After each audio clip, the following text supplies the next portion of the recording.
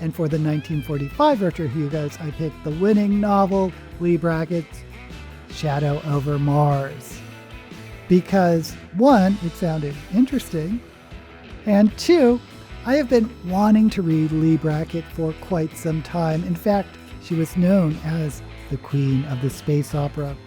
Of course, I wanted to know more about Leigh Brackett, so let's get into it. Leigh Brackett was born in 1915 and died in 1978 at the age of 62.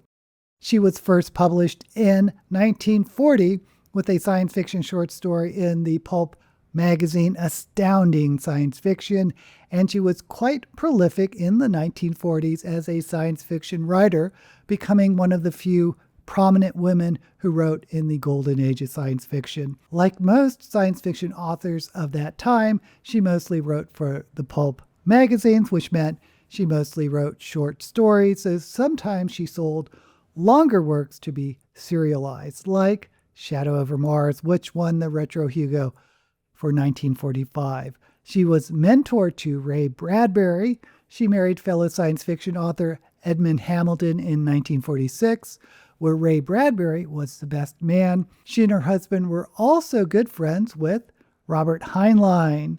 She was the first woman shortlisted for the Hugo for her novel The Long Tomorrow in 1956, and she was one of the first two women ever nominated for a Hugo, the other being C.L. Moore.